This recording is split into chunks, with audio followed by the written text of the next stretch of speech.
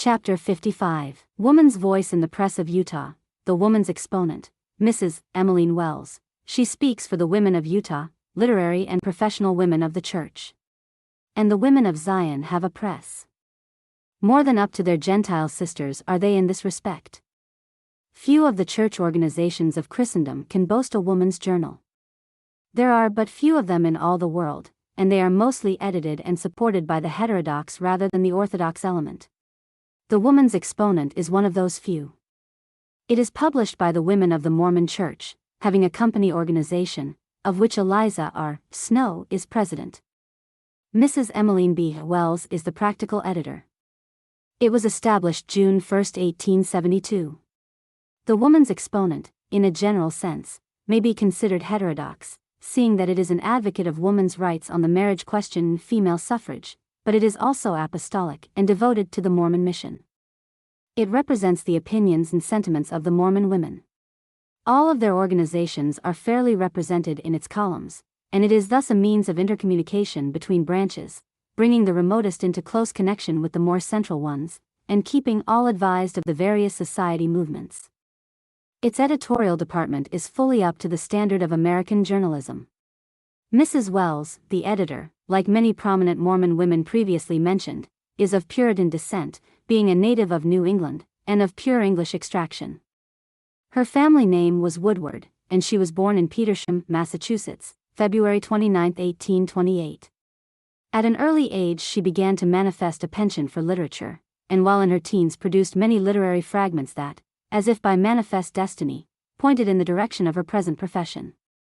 In 1842 she was baptized into the Mormon Church. It is needless to say that this was a cause of mortification to her many associates and friends, and especially so to a select few, whose appreciative kindness had pictured a glowing future for the young literateur.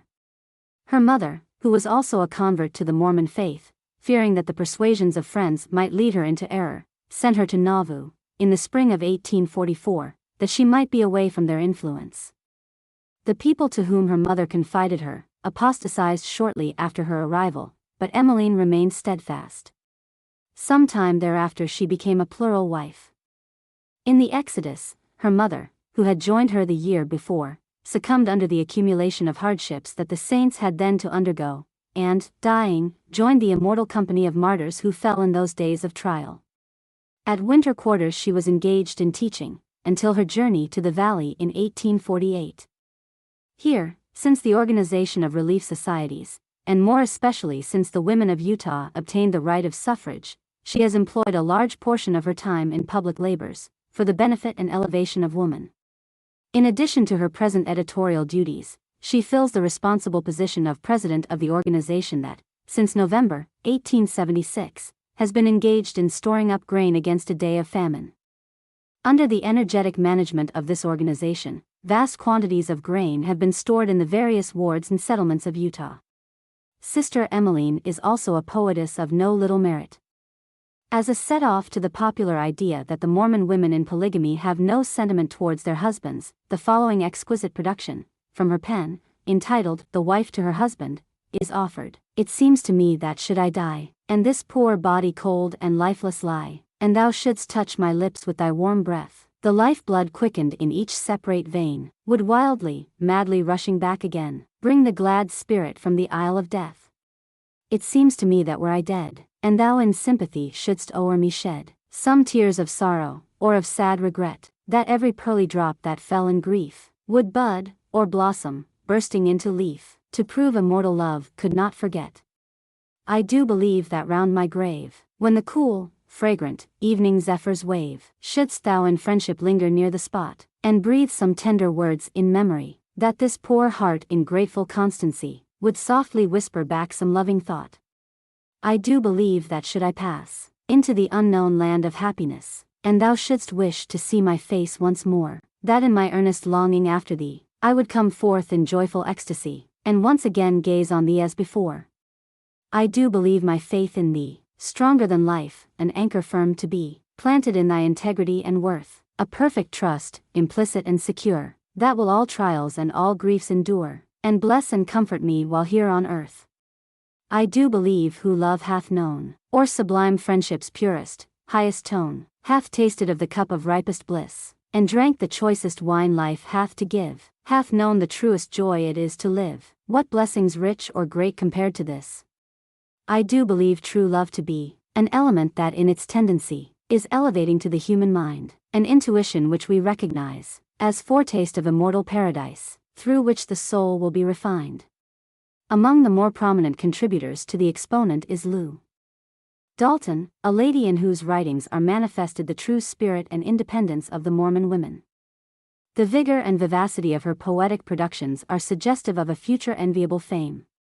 Mrs. Hannah T. King, mentioned elsewhere, is a veteran poetess of well-sustained reputation.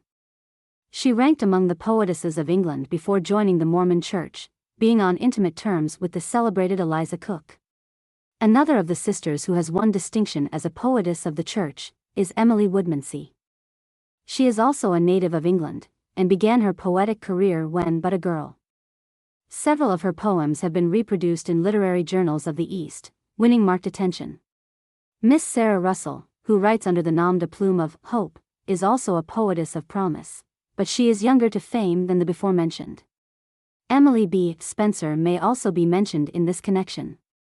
Miss Mary E. Cook is an apostle of education in the Church. She is a professional graduate, and has held prominent positions in first-class schools of St. Louis and Chicago. Coming to Utah several years ago, Miss Cook, being a passionate student of ancient history, was attracted by a cursory glance at the Book of Mormon. On a careful perusal of it, she was struck with the account therein given of the ancient inhabitants of this continent, and especially was she impressed with the harmony existing between that account and the works of Bancroft and others concerning the ancient races of America. She unhesitatingly pronounced the book genuine.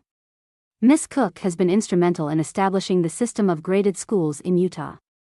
Her success has been marked, in this capacity, and she is also a rising leader among the women of the Church. With her should also be mentioned her sister, Miss Ida Cook, who is now one of the most prominent teachers of the territory. Nor should we omit to mention Orpha Everett, who is another prominent teacher.